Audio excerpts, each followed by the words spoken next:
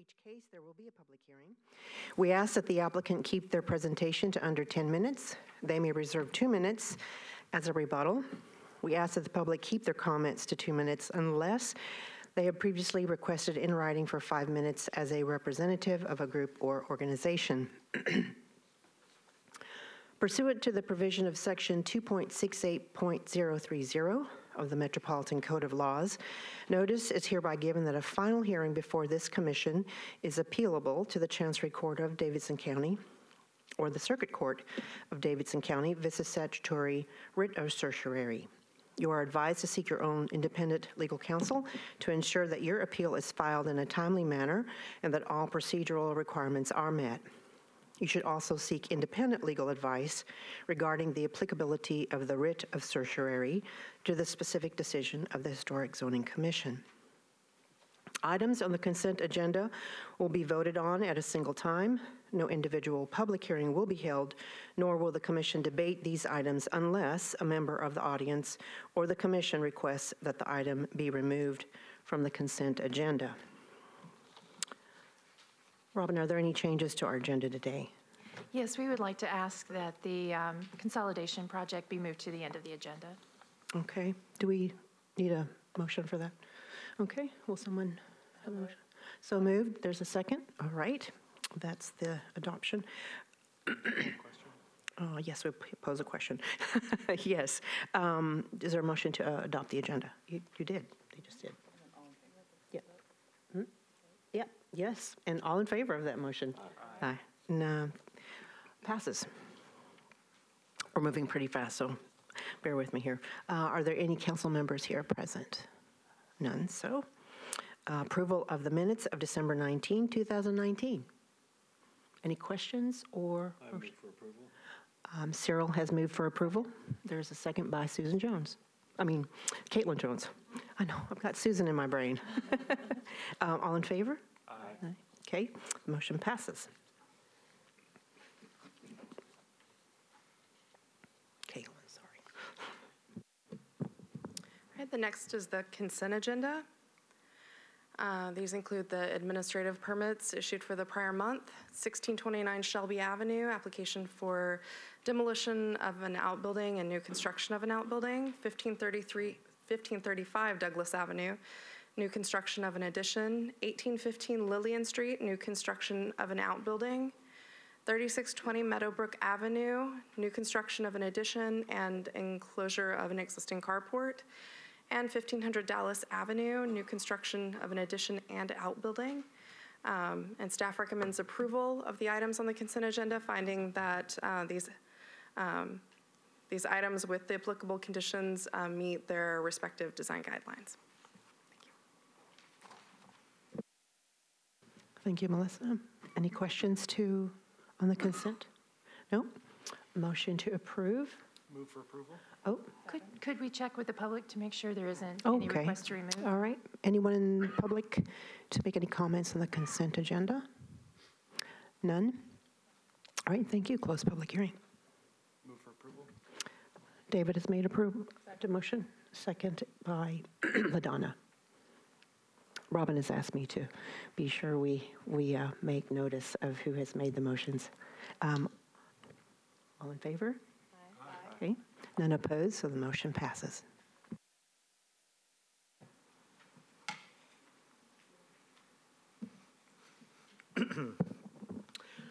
This application is a request to apply a historic landmark overlay at 1006 Monroe Street, and that is a contributing building in the Buena Vista National Register District, The lot is 1/3 of an acre, and there is one historic house on the lot. The house was constructed in 1904 by Leo D. Wedge, I think that's pronounced W-E-G-E, for a cost of $6,000. Mr. Wedge was a business owner and entrepreneur and had some interesting exploits later in life. But this is about the house, not him. The house is 1 1/2 stories, constructed of brick with a clay tile roof. The house has a hipped roof, with projecting gables on the front and rear. It also has hipped dormers on the front, sides, and rear, and a wraparound porch with round Doric columns. The form of the house is typical of the end of the folk Victorian era, but the style and ornamentation are more consistent with classical revival styles. This is because the house was constructed in a transition period just sort of between the two architectural traditions around the turn of the century. The house, as you can see in that photo, had a fire in the upper story, so much of the roof and some of the windows will need to be repaired or reconstructed. And as far as interior damage, much of the interior had already been altered when the house was divided for apartments over the years. So not much, other than some mantles, not much historic integrity on the interior. However, with the architecture, the age and architecture of the house clearly established its historical significance. Staff suggests that Metro Historic Zoning Commission recommend approval of this as a historic landmark to the Planning Commission and to Metro Council, and that the adoption of the historic landmark design guidelines would apply to the exterior, to any future exterior alterations on the structure or the lot. Staff finds that the building is contributing to the Buena Vista National Register District and therefore meets the requirements of Metro Code Section 17.36.120. Thank you, Sean. Is the applicant here? Would you like to come forward, or are you good with no comment? Okay, thank you. Open public hearing. Close public hearing. I would just like to say to staff that the background and information and associated articles were great. I had no idea the history of this person. And you know, again, it's not about the person, it's about the structure, but reading about it just as a Nashvilleian personally was really interesting because it was a person I'd never heard of. So thank you for that. It was really, I sent it to a lot of people. It's really great. You know, with that being said, I think the case is laid out very well for putting a historic landmark on this property. It's a very interesting property, and so in that case, I move for approval of staff recommendation for 1006 Monroe Street, the Wedge Building. There's a motion. There's a second. Robin, did you catch that? Okay, thank you. All in favor of the motion? Aye. Okay. None opposed, so the motion passes.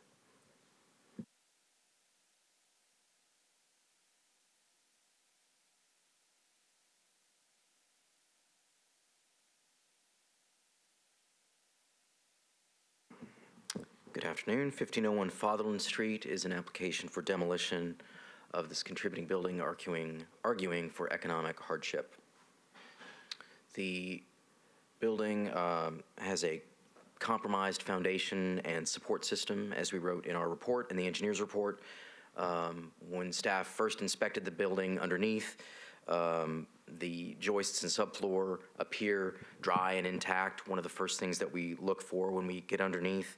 As you go farther toward the front of the house, the condition of the beams and joists gets more and more deteriorated toward the front of it.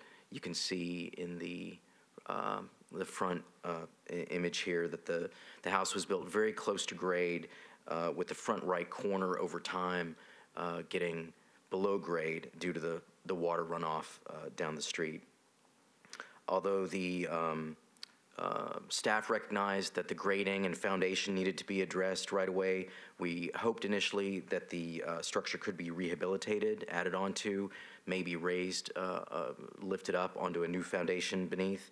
But once the owners looked into getting that sort of work done and had trouble getting estimates for that sort of work, they told staff that they were unable to do that as the required structural work was prohibitive and possibly dangerous.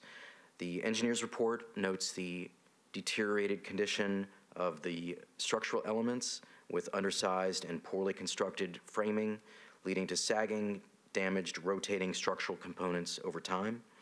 The floor and support systems have settled, leaving a difference of more than 10 inches in the floor from front to back. The engineer told staff in email that the foundation needs replacement and that would necessitate further replacement of the framing, which has settled over time with the foundation. Due to the amount of material replacement required once the foundation is fixed and everything above it needs to be replaced, staff's analysis is that the building would not at that point maintain its integrity. As we always do, staff compiled comparable sales from 2018 and 19 of rehabilitated homes, getting it to a market value of approximately $361,000. The expenditures plus the purchase price in 2017 shows a loss to the owners of more than $129,000 if they had to do that. Staff therefore recommends approval of the application for demolition, finding that the cost of necessary repairs exceeds the value of the home and that the proposed demolition meets Section 3B2 for appropriate demolition. And the applicant is here to speak to you. Thanks, Paul.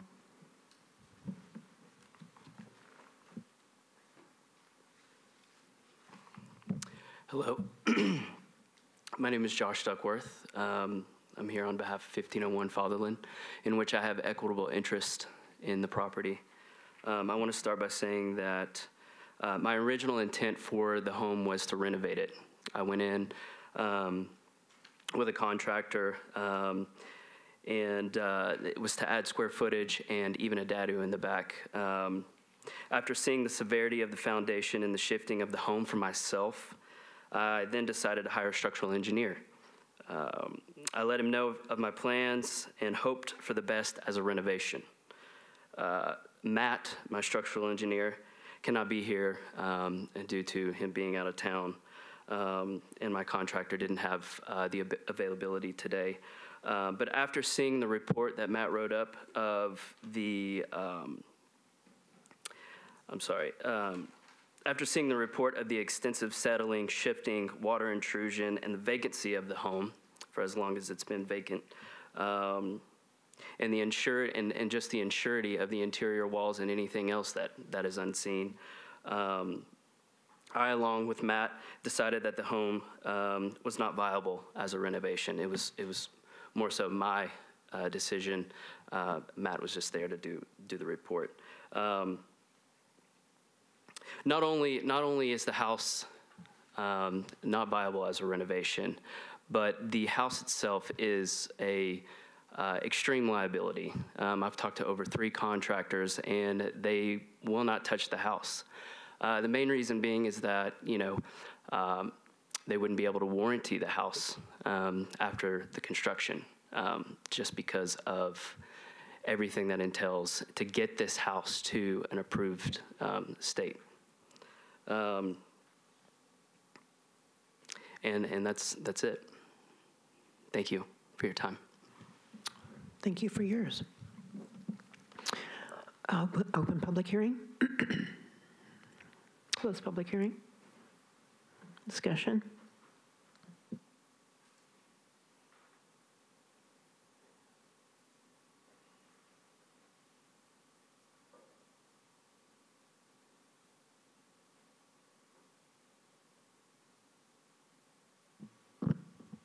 After reviewing the report, I'm skeptical of the engineer's conclusions.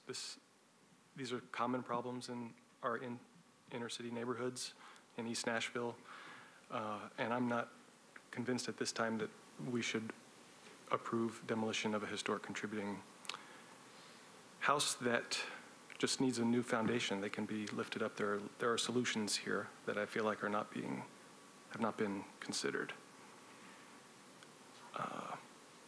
So I welcome anybody else's thoughts on that. One option might be to ask the applicant if they'd be willing to defer. Our director thinks that he can get some funding from our sister nonprofit organization to pay a consultant to come out and have a second opinion, which I think would be useful. That would also give you the opportunity to visit the site for yourselves we could set that up for you. Of course, the applicant will need to tell you whether or not they agree with the deferral, but that is one option as well. Also, we did get public comment from the Laughlin Springs Neighborhood Association and also from Council Member Brett Withers on giving some time to look at other options and a possible deferral on this as well. So those were just some public comments that I wanted to bring out. I do think, Ms. Ziegler, that your recommendation would really be helpful. I really am reluctant to go ahead and jump into a demolition like this. And I think if the applicant's acceptable to another month, it would sure be great to be able to look at this a little bit closer before we make that decision. He is nodding from the audience that he agrees to a deferral. Okay. We appreciate that. Yes, thank you very much. I'm in agreement with the conversation so far. Okay. Just as a comment to for public hearing is that this commission is very cautioned on complete demolitions. And so we just want to take every step that we can in agreement with all parties to be sure that we're making the right decisions. So I just wanted to make that comment. We will need to make a motion for the deferral. Sure. Chairwoman, I move to accept the deferral for until 30 days. 30 days or until the next meeting in February. Yeah, I think our protocol is 30 days, correct, legal? She's correct, until the next meeting, because Okay. that may or may not be exactly 30 days. Right, right. Okay. There's a motion? Second. There's a second. LaDonna has a motion to the second. All in favor? Aye. Okay. There's none opposed, so the motion passes. Thank you again, the applicant, for the deferral. And thank you for working with staff. Thank you. The next item up is 1411 Boscobel. It's a circa 1950s house that does not contribute to the historic context of the Laughlin Springs East End Neighborhood Conservation Zoning Overlay. The applicant is proposing infill. The commission has approved 2 different designs for this site. So if it looks familiar, it came to the commission first in February of 2016, and then again in November of 2016 with some slight revisions. This is a further revision of what you saw in 2016, if anybody remembers it. So the 1400 block of Boscobel has little historic context, and many 2 to 3 story modern homes were built on the block prior to the expansion of the conservation overlay in about 2014. Because of that, the design guidelines for Laughlin Springs calls out that new construction can be 2 stories in height on this block, and also it can have a flat roof. So the applicant is proposing a 2-story infill, which does meet the design guidelines. Its maximum height is 32 feet above the foundation line. There is a significant cross slope to this site, so with all applications, we request or require that the applicant have us inspect when the foundation is constructed before they start putting on the framing. That's going to be especially important in this for this project because of the grade. The house will be 40 feet wide and will have a footprint of approximately 2,920 square feet. Staff finds this to be appropriate, particularly on this block where there really isn't much historic context and there are those large houses that were built in the 2010s. Here are some side elevations. The infill does include a rooftop addition at the very back. Staff is supportive of the rooftop addition because it will not be highly visible from the street, or not addition, but rooftop deck. It will be contained within the roof area, and because this block of Boscobel has little historic context. Here's a rear facade, again showing that rooftop deck kind of contained within the roof space. Overall, staff finds that here are some floor plans. It's a first floor plan, second floor plan, and roof planned.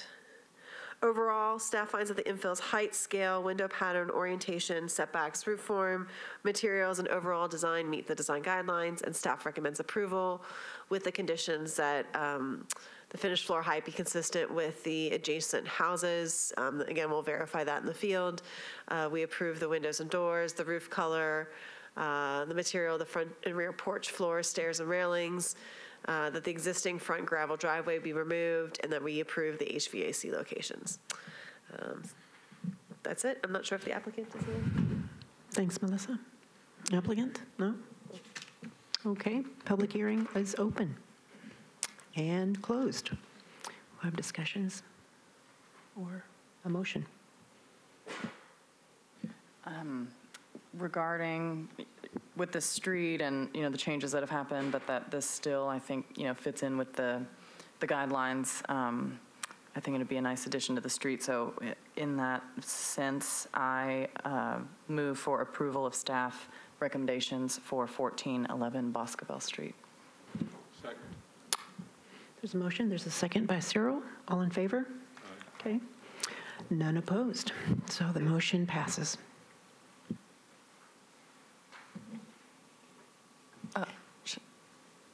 Chair, I was just going to say, Chairwoman, for this project, as my company is slated to build the proposed project, I will be recusing myself from discussion and vote. Okay. Thank you. Thank you. Ms. Jones? So just as a reminder, that means that you will all need, the chair will need to vote, which normally you would not, and you will all need to have a unanimous decision for any decision to pass, because you are required to have 4 concurring votes for a decision to pass. So this project is the Public Works garages that you may be familiar with on Hermitage, or on Peabody right off of Hermitage. And it's between the Rolling Mill Hill development and those Public Work garages that are much lower down along the river. It is for a parking structure, and it is going to be significantly taller. You can see the historic buildings on the left on both of these images. It's going to be significantly taller than the historic buildings, which is not something that you typically want to see. However, these Public Works garages are not primary buildings creating a streetscape. They were meant to be service buildings. In fact, the building that this garage is closest to really doesn't even have a front facade. There isn't anything that can be identified as the front. So in this particular very unique case, staff thought that the additional height would be appropriate. And the applicants are here, and they can answer your questions and tell you more about the analysis of the design. Thank you, Robin. Thank you. Good afternoon. My name is Joe Kane. I'm the Director of Urban Development for MDHA. My office is actually located in the trolley barns, and we have been working on this. I have been working on this project for over 15 years at MDHA, and as part of the overall development, this has been a community-based process that started, like I said, over 15 years ago through there. Part of the difficulties that we have had is trying to move around necessary parking that was in there. A parking structure back here in the rear portion of this property was actually a concept that was developed prior to the redevelopment of the historic bus barns, and that was done. They have the local landmark, and they've also on the National Register of Historic Places. The bus barns are. And we work closely with the neighbors. We actually have a property owners association that we work with, been working with the owners of the adjoining Art Deco building, and have been working with them. We have spent a lot of time on lighting. We have spent a lot of time trying to determine how to diffuse the lights as we're coming up the ramps and the lights when the car is parked, so they will not be shining into those residential units up there. MDHA is a vested partner in the overall redevelopment of Rolling Mill Hill, and we want it to be in the best interest of everybody there in MDHA and the city as a whole. I have my architects are here as well as my project manager. If you have any questions, we'd be glad to answer those. Do you have a question on this picture? Where is the Art Deco building? The Art Deco building is to the right. It's the gray to the right. Okay, and it's Okay. I think I have that correct, yes. Yeah, it's actually, there's the title of the building right there, the renovated hospital. It's to the right, it's on the right, past the last two trees, yes, to the right. But that's what we're referring as the Art Yes, Deco at, building? Art Deco, yes, Okay. correct. The existing renovated hospital. Okay. So I do have a question. It doesn't have any bearing on our ruling, but who's the garage going to be used by? Who's it going to be available to? It will be to the tenants in the bus barns. All right, we may have questions. Other. Thank you. Open public hearing? Close public hearing? Okay. Before you deliberate, could I also just note that you did receive public comment that I forwarded to you via email? Yes. Thank you, Robin.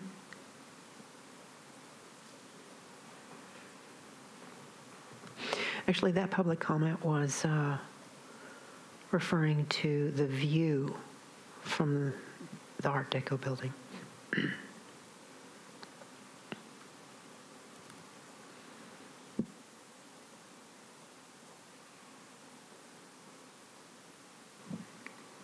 Gets things kicked off. I think, to me, this comes across as a well-designed solution for a tricky part of town.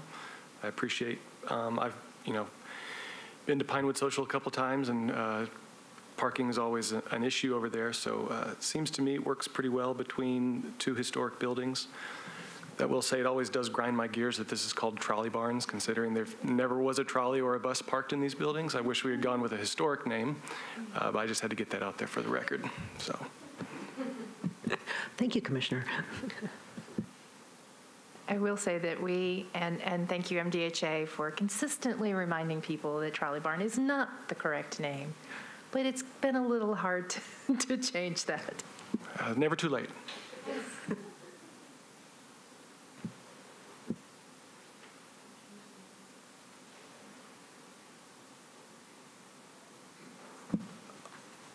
With respect to 33 Peabody Street and the proposed new parking garage, I move for approval. There's a motion. Is there a second? Second. Okay. All in favor of the motion? Aye. Aye, also. So we have concurring, all 100% vote. Oh, I'm sorry. Opposed? Sorry, LaDonna. I don't agree with it as proposed because I do take the comments that we received seriously in regard to the dimensions of the building and blocking the view and potentially just impacting the residents there. So I did want to just have discussion briefly about if there are some considerations for reducing the size of the structure, or at least if there were the appropriate meetings held for people in that area to express concerns. Please come forward. Yes, please. We have actually done a rendering that shows from the Art Deco building. It is up approximately 2 stories. As you can tell from the Art Deco building, the Art Deco building is approximately 50 feet away from our structured garage. On the distance width of there, and then this building is about, as I said, about 2 stories. So if you kind of grabbed it from that perspective at the Art Deco, you'd essentially have a street in between the 2 buildings, because we're about at 50 feet, and we have a 2-story building here, and we have a 5-story Art Deco building over on the other side from that relationship. I have been in direct contact with Mr. Biley, who sent the notice. We have, when I told you we've been working with the design with him directly, we did look at taking the garage underground. He actually even offered to sit there and say, can we do some type of cost sharing on that? The numbers associated with that, with the cost sharing, scared him away, and he's like, no, we can't work with that. He has asked, is there anything we can do about lowering the height, about taking away some more parking? At this point in time, we see the demand in there for that parking. We cannot remove those spaces. That is one thing that we had worked at, saying, can we work with less spaces in this garage? But it is not something that we are able to do. I've related to that. We're quite amicable on this. He's been very aware of those. I've shared all these plans with him as well on the garage. So he is quite aware of what we are doing. This is not something that has taken him by surprise. We will continue to try and work with him. The plans are fairly well developed, as you can tell, but I have shared this last set with him, but I have not shared this rendering because he just came across this week on here. So, but that is, I do want you to know that. Is this perspective from the ground floor outside? It's actually a perspective of standing up against the building. Can you at please- grade. It's actually a Please come to the podium. Thank you. Hard for I was public to actually hear. standing at the back of the building at grade, and so the balconies and patios are about 3 to 4 feet above grade. So actually, I was about 3 to 4 feet below with that eye level than what actually will be. Yeah, my back was to the Art Deco building. There is also a stone wall along that edge that ranges in size from probably 4 to 6 feet in height as well. That is just as naturally has been there ever since the hospital was built. But part of you can see is as that top rail of the parking garage, you can barely see the line of the ridge of the trolley barn building. So if anything we're doing is we're obscuring the view of all the roofs to the bus barn buildings. And some of the other small, there's still some small buildings that, in that area. They're being covered up by new construction, but. Just for the record, could you give us your name, please? Chris Alexander. Thank you. And if you don't mind, I'll take this opportunity to explain something I did not explain in the presentation. The landmark site are the bus barns. That's the landmark site that this project is affecting. Now, certainly everything around that is important as well, but the Art Deco building is not the landmark site. I do want to thank you, Commissioner Bell, for bringing up this issue, though. We should have addressed the public comment earlier, so thanks. With that said, Commissioner, what is your vote? Since we have the motion, legal, do we? Can you go ahead and take another motion? Okay. The previous motion would be technically defeated. Just do another motion. Okay. I will also say, too, that I respect the comment of of the person that gave us the input, but if every development in Nashville was subject to scrutiny of, impeding some of the view of another development, we'd get to a standstill pretty quickly, since that's really what's happened all across the city. I don't think you're guaranteed a view when you buy a particular place that it's always going to be there. So I think what they've done in working with these people and trying to mitigate that has been appropriate, and the rendering really was helpful as far as being able to see what the impact of that was. Thank you. So My concern per se wasn't just the view, but more so the impact on the overall aesthetic of the area. And looking from downtown facing into that perspective, how would that impact how that cityscape or that area of the city looks at that point? So it wasn't from the residents' perspective per se of intruding upon their view, because I certainly understand that. I've had my view interrupted as well, so I get it, but it's more so just the overall impact on that area. Okay, we need to do another motion. Motion with respect to 33 Peabody Street, move for approval based on staff recommendations. There is the motion. Second. Is there a second? Let's take a vote. So those in favor of the motion? Aye. There's 3 of us, and those opposed of the motion? Still reluctantly voting, however, for the sake of the project, and if you feel that due diligence was done on behalf of the community, then I will approve as well. Okay, so we have 4 concurring votes, and thank you for bringing that up again. It is important to have public to be aware of how we process, and that's very valuable.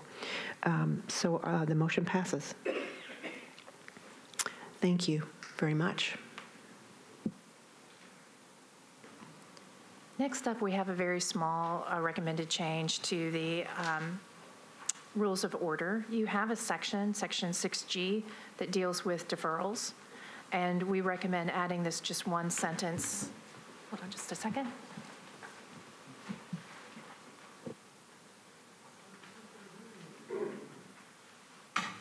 This one sentence that says, for violations, the applicant may request and the commission may grant one deferral. And that's, the purpose of that is just to prevent multiple deferrals when you're trying to get a violation corrected. So staff recommends approval of the revised rules of order. Okay. Do we have to open public hearing for that? Yes. Oh, sorry, you said no? No? It's rules, okay. All right. So, Madam Chairman, with respect to the proposed change to the rules of order, I move for approval. There's a motion. Is there a second? Second. There's a second. All in favor? Aye. Okay. The motion passes with 4 concurring votes. Thank you. Thank you. And now we have... I do have one question regarding that. Doesn't change the outcome, but so if someone doesn't adhere to that, then what's the ramification for that? So if there's a violation that they're unwilling to correct and it comes before you and they've deferred it once and it comes up again and they're not here, you can just recommend disapproval, and then we'll go through our usual process for trying to correct violations through the legal system. So next up, last on the agenda, the consolidation. Just a little reminder again, the Historic Zoning Commission received funding from the Tennessee Historical Commission for a design guideline consolidation project. The project began in January of 2019. The grant period ended in September of last year. A draft came to the commission on September 18th and was deferred until March 2020. The staff report available online in the Nashville.gov website provides more in-depth information about the project and the process for anyone that is unfamiliar with it. Previous public hearings where introductory information was given are also available, as they always are for all of our meetings, on YouTube. The project was first presented in 3 parts. Part 1 is consolidation of all the neighborhood conservation design guidelines into one universal set, but with a part 2 that allows every district to have their own chapter for all those elements of the guidelines that are specific to their district. The third component is to create new design guidelines and a plans book for outbuildings to provide more flexibility in terms of size and design and clearer guidance. As a reminder, in November, you voted to remove Part 3, the form book, from consideration and to break up the discussion into different sections for each one of these public hearings. Some things for people to keep in mind is that these are design guidelines and not hard and fast rules. So the language here does not preclude you from continuing to make decisions on a case-by-case basis based on the physical conditions of the site, just as you do every month. Of course, we continue to take public comment. We'll not make we had said we will not make a recommendation until March. However, just to give people more time, we're really considering, and we're not hearing new public comment so far, but we think that maybe it might be helpful to go ahead and put a draft on the website soon after we gather these public comments here today, and so that there's a good 2 months for people to review them. That will not be the final draft, probably, that comes to you in March, because we still have another public hearing and there's still opportunity for people to comment, and those comments will be considered in that final draft. We now recommend that you take public comment on any portion of the design guidelines that someone might want to discuss. And then I have, as we have last time, some guidance on kind of working through the new construction section of the design guidelines.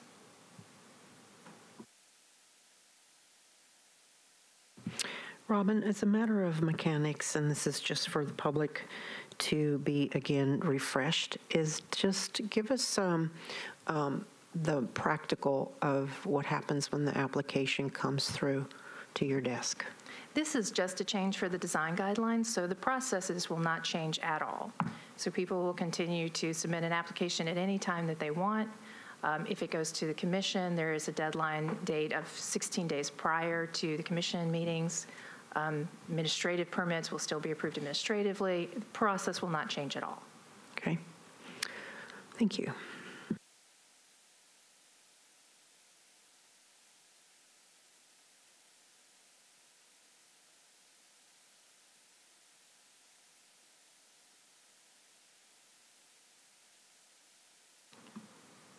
Would you like me to open it to a public hearing at this time?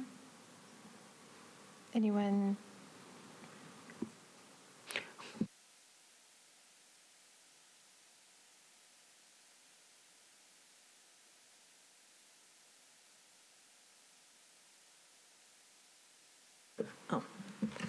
Good afternoon. My name is Martha Stinson, and I am the vice chair of the Hillsborough West End Neighborhood Association and also the immediate past chair.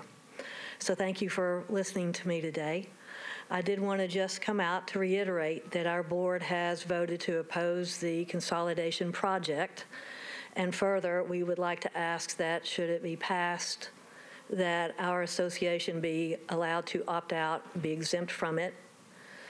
The core reason behind our opposition is based on the fact that there are 23 conservation zoning districts that are being rolled into this consolidation, and that would mean we are one of 23 voices.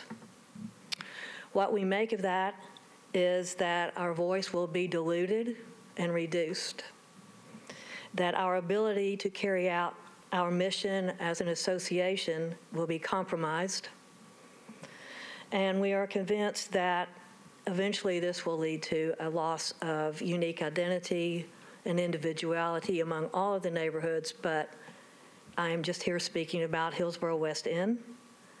We recognize there's this section with the individual chapters, but that does not address our concerns because we would still be one of 23 voices. Therefore, we are maintaining our opposition. We ask you to consider this concern, and if it is passed, to allow us to exempt ourselves from the consolidation. Thank you. Thank you, Ms. Stinson. Do we have a question? Yeah. So, Ms. Stinson, could you sort of give us some examples of how you see this as playing out with diluting your voice?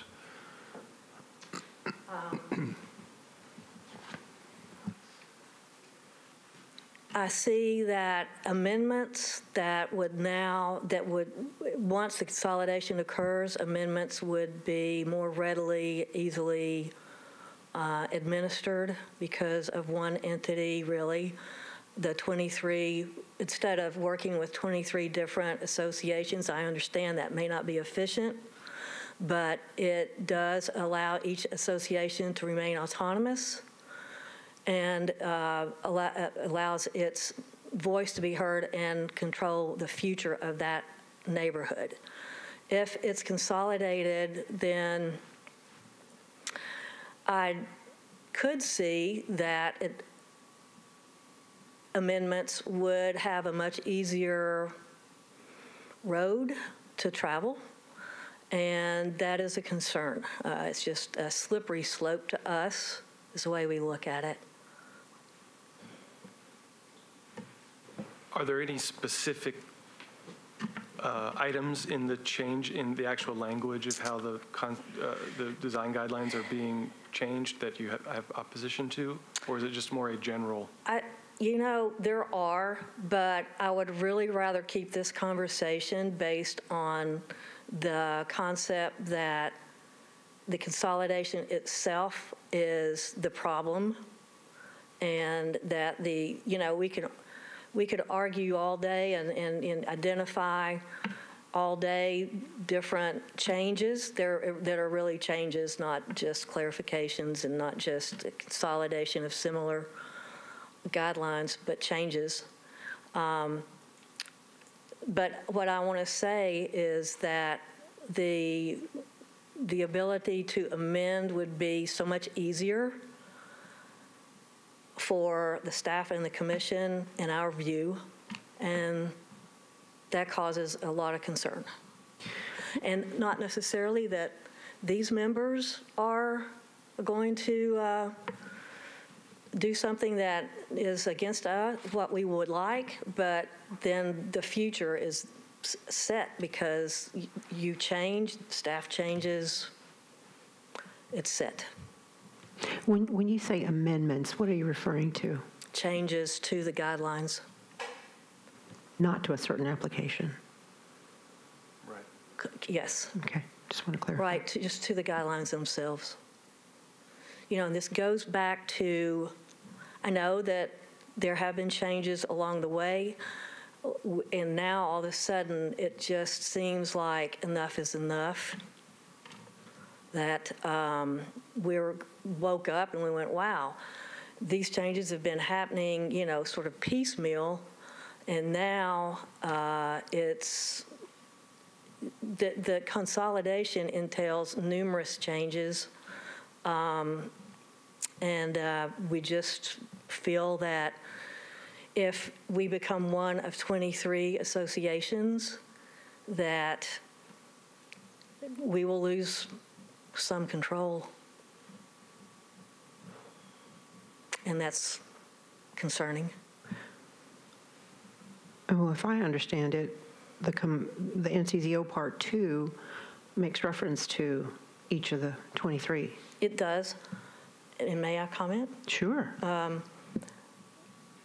If you look at those, they are mostly the unique stories and histories of the neighborhoods. By and large, the vast majority of the guidelines would be in the consolidation part. The part, is it 1, Robin? Would be in part 1. So if you're saying to me that we could negotiate each potential change in chapter 2 or part 2, then I just would like to say to you, I would just rather not even be in part 1. I would just rather be an entity that looks at the neighborhood, at the mission of the association, and deals with the administrative details the way we do right now. Okay. Thank you. Anyone else for public hearing? Okay. We're going to continue discussion. I'll add to that. One of the concerns I had about doing this is I think any changes will be much more difficult because you'll have to get buy-in from 23 different neighborhoods. I think it's more likely that changes will be in the individual district. Now, that doesn't address everything Ms. Stinson had concerns with. That was just one thing, but I did want to point that out. The sections you voted on last month to discuss at this public hearing are all in Part 1 and includes new construction. There's been some comments that the design guidelines are much longer and therefore there's a lot of changes, which is not really the case. Another comment we heard is that the new construction section is confusing. Often people think of new construction as being a primary new building. They don't think about additions and outbuildings as being new construction, although they are. But the way it was laid out is a little confusing. So one of the recommendations in this current draft is to break that out so that there's a subsection for infill, a new primary building, for additions and for outbuildings. And rather than referencing back and forth between those sections to any kind of section that may be appropriate for all three, we just repeated it. That's why it looks so much longer. It's because of that repetition. One change that is proposed is a clarity on context. For background, context of surrounding historic buildings is used for infill, again, a new primary building. But the context for additions is the historic building to which it is attached. So these are two kind of extreme examples of infill is, again, using the context of the neighborhood, but in addition, such as the additions on this house, would have used the context of that specific house. Because your goal is not to make every house look the same or to get every house to the same size, but to really protect the individual character of each single historic building, as well as the historic character of the district overall. Other than that, there are no real changes for infill other than making italicized information non-italicized in some districts. Much of it is already non-italicized for later districts, but earlier districts like Belmont Hillsborough, there's quite a bit of italicized information. And so this would help sort of solidify those different ways you've interpreted the guidelines over the years. It still doesn't change. They're still just guidelines. You can still address every case on a case-by-case basis. In terms of additions, the draft tightens up how tall an addition can generally be. Most of the current guidelines state that additions should be situated at the rear of a building in such a way that it will not disturb either front or side facades. Over the years, that's been interpreted as not taller or wider, and no side additions. However, there have been many cases where taller and wider additions have been approved and side additions have been approved. And we have received public comment mainly from Belmont, Hillsborough, Hillsborough West End, Laughlin Springs, East End, as you well know, over the years, concerned about those things becoming just sort of rote, that those were meant to be exceptions. So, and in addition to that, the National Register considers historic buildings non-contributing if they start to have more new construction than old. So this image shows a true one-story house, not in a neighborhood conservation zoning overlay, but I just thought it was a good example. The blue shows the height of the addition, and the green shows the height of the original historic building. Now, there's some great issues on this property as well, but overall, we would like to add that in most cases, not every case, an addition really shouldn't be 2 feet taller than the original historic building, and that the addition should match the number of, or be less than the number of stories of that building. So this one was assuming what's really a 2-story addition on a 1-story house. And we'd like to this current draft is getting away from that. Any discussion on any of those issues, context and additions?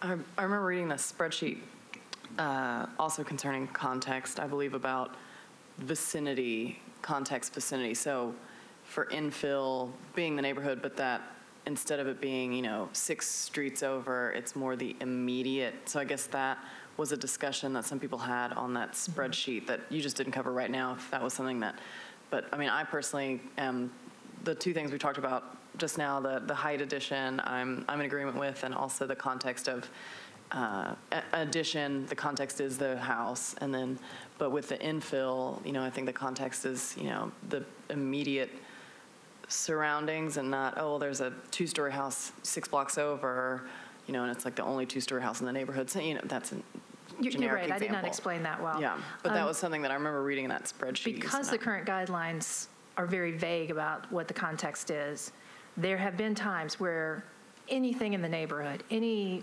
one example in the neighborhood could be considered context. And again, we've heard mainly from Laughlin Springs, East End, Belmont, Hillsborough, Hillsborough West End, which are more diverse neighborhoods than some of the smaller ones, concerned with that. And, especially with Belmont, Hillsborough, you see a very different development pattern as that neighborhood moves west. And so the idea is, let's take that context as being the block face, at least as a start. Again, every situation is going to be different. You're going to have unusual situations like Kenner Manor that doesn't really have blocks. It's just primarily one long street. So there'll be some leeway in terms of how you're going to interpret that. But as a starting point for applicants, they will know that you're looking at that block. There may be nothing in that block that's historic, and you may want to go further for your context. But that would be the starting point.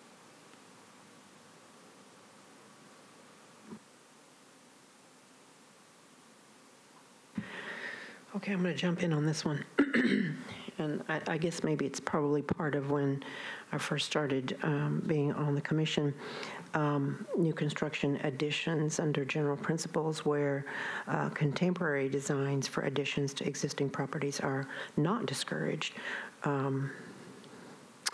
Actually, this was additions and not specifically in infill, but how that contemporary design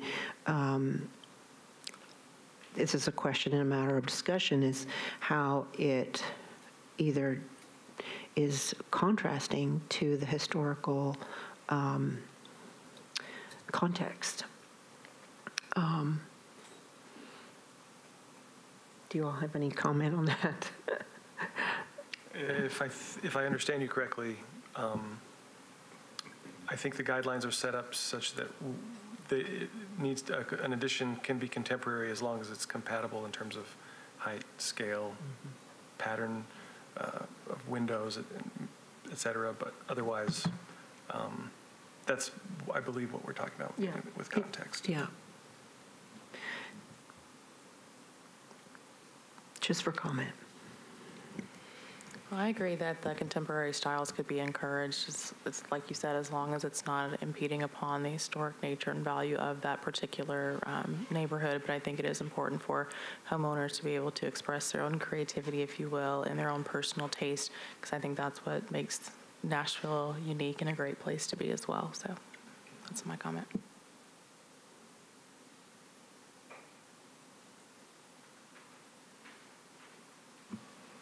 I'll move on, but again, we can come back to any of these. Did you have something?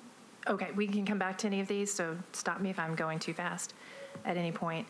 Another concern has been ridge raises. This is only italicized information in most of the guidelines. So the consolidation will make the ability to have a ridge raise more of an official action that they can take and provide more guidance as to when they're appropriate. When a ridge raise was first created, it was used in conjunction with a rear dormer for the purpose of providing more usable second-story space, which is certainly cheaper for someone to accomplish than an addition with a new foundation. In more recent years, the ridge raise has been added onto with very large additions, obliterating really the original intent.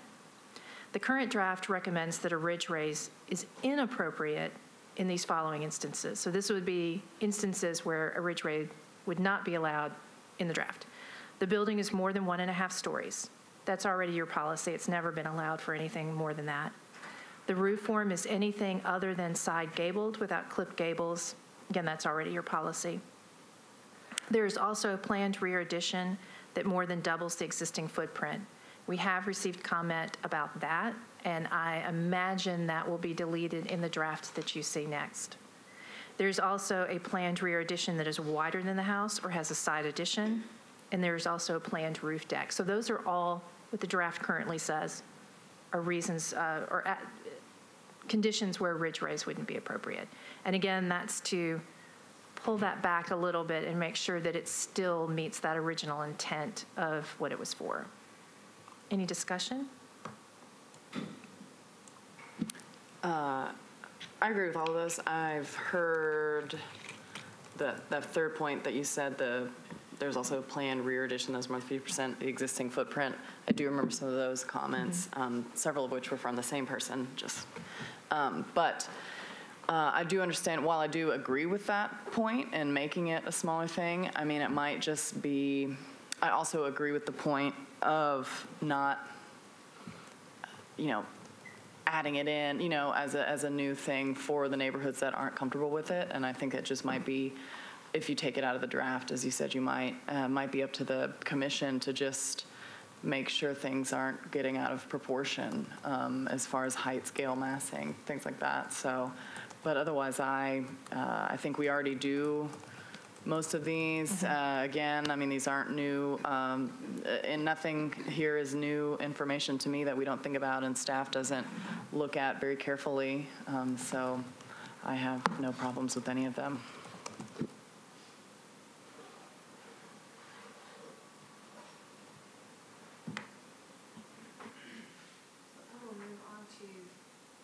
The opposite of what I meant to do. I'll move on to rooftop decks, and this is admittedly an extreme example. No one has applied for this. We're not insinuating someone might. It's just a silly example to make the point. Rooftop decks are fairly new request and not something that was contemplated when the guidelines were first written. So first, I want to clarify the difference between a rooftop deck and an upper level deck, because that's been some confusion. And so the draft will have new definitions to explain the difference between the two. So we're not talking about upper level decks like what you see on the right, but rather rooftop decks, those that are on top of or within the roof form, so not just upper level. The draft guidelines would not allow for a rooftop deck on top of an existing roof form, as it's not a historic form found in the district. The current draft does not allow for rooftop decks on side additions or the side of rear additions, but they might be appropriate on the back or rear of an addition if the deck is surrounded on all sides by an appropriately pitched roof, and if the addition does not include a ridge raise, and the addition is no taller than the house. Any comment on that? Just for kind of a question for you all on staff. So, for example, on this, I mean, I'm in agreement with it all because I do believe that this was something that did not exist, a decade ago, when these. Or historically at all, but the want for them didn't exist 10 years ago, and so it wasn't even a thought. So for the one that we did today that had an enclosed little roof deck, I forget who presented on that, would all of those things would fit within these guidelines, correct? The one that we did today, or is that too much off the cuff of thinking about it? Because I remember, it was in the roof line, it was in the back. Yes, I'm hearing that staff knows this one better than I do, and I'm hearing that, yes, it would. But to that point, you have approved roof decks that would not meet all of these requirements. But again, this is a learning curve for us. No one was ready for this. No one knew this would be a desire. So this is what we came to after we kind of analyzed it as a whole and took a step back from it. I'm thinking now of Boscobel and where in Lockland Springs where two-story flat-roofed houses are allowed. How would this impact a two-story flat-roof house there? And that's one of those perfect situations, which is very different. That block doesn't have any historic context, so whenever... I would take issue with that because I think minimal traditional houses are historic. But I understand why that would be upsetting the apple cart too much. Yeah, but anyway. And some of that was already there at the time that was included in the overlay, and so there was this unofficial agreement. It wasn't really in the guidelines, but an unofficial agreement that those would be allowed. They're the flat-roofed buildings. So that is a different consideration. Can those flat roofs be a deck? I mean, we could add that in. That's a good point.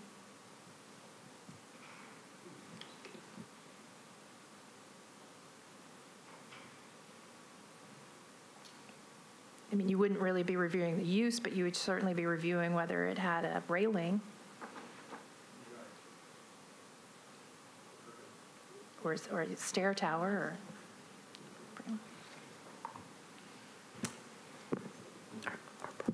Are pergolas addressed in NCZO? I mean, that's probably not a silly question. Other than to say that it is really not an appropriate rooftop addition. But again, there's not a lot of situations that have flat roofs, especially historically. But some of the new construction does. Yeah.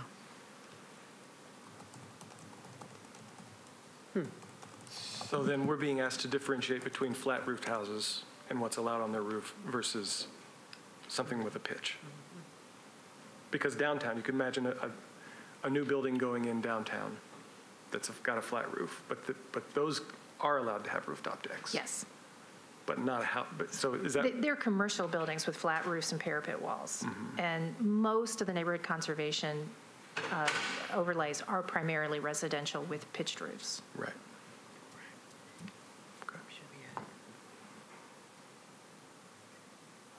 Because Boscobel's been carved, are there any other carve-outs like that in any of the neighborhoods, like Boscobel is? Not quite to that extent, not flat-roofed two-story buildings. There are sections that are carved out for their lack of historic context and maybe dealt with differently, but I can't think of anything that's quite that far. Little Hollywood has. I was going to say Little Hollywood. That's true.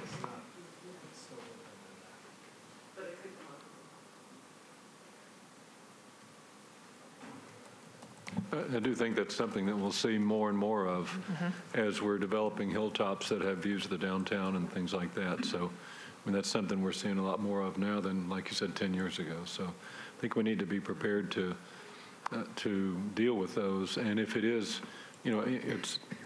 there are subtle differences, but if it's a flat roof with a parapet where you don't see a rooftop deck, it's one thing. If there's a stair tower that protrudes above that gives you access on there, then it's a different thing. If there's a pergola, then it's a different thing. And I think those are all things we're going to be seeing. So being prepared to address those will be important. Agreed. Yeah. Excuse me. That sound reasonable? The current draft recommends that there be language that clarifies building types versus use For instance, if this particular area within has historic residential building types, but it may be zoned commercial, and then someone wants to construct a new commercial building because it's zoned commercially, the draft is saying that the new construction should match the general building type. So even though it might be used commercially, it should still have a residential type.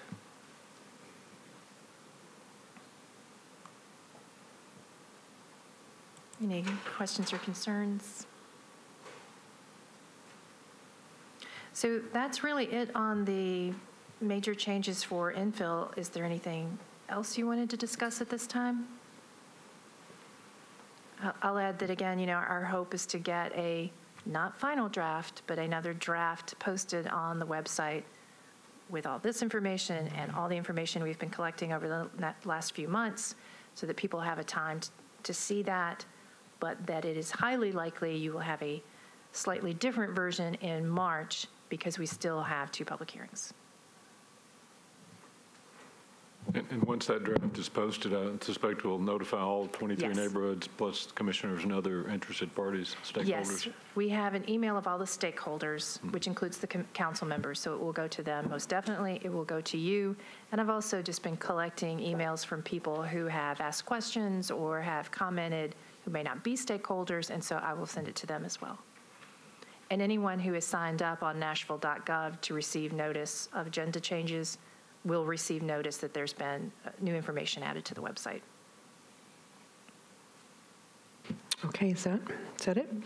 I'm backtracking a bit, but just wanted to acknowledge the administrative permits issued prior month that I think they are issued because, can you just give us just a refresher on that? Sure. This is the email I sent you a few weeks ago.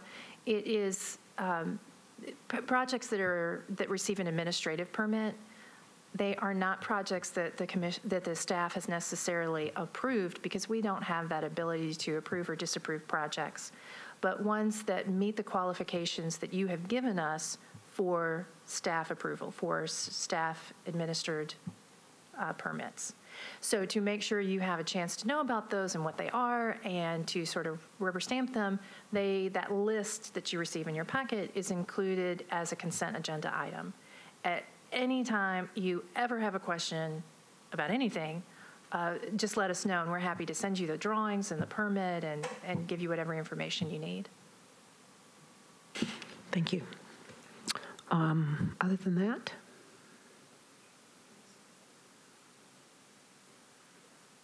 is there anything else we need to talk about in consolidation, or we're good? All right, I think we're going to end our session today. Okay, thanks everyone. Thank you, staff. Thank you, commissioners.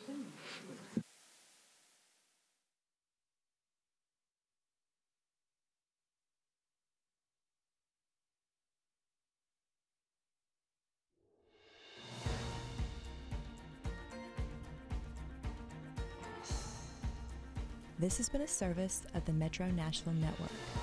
If you would like to see this presentation again, or for more information about this and other programs, visit nashville.gov.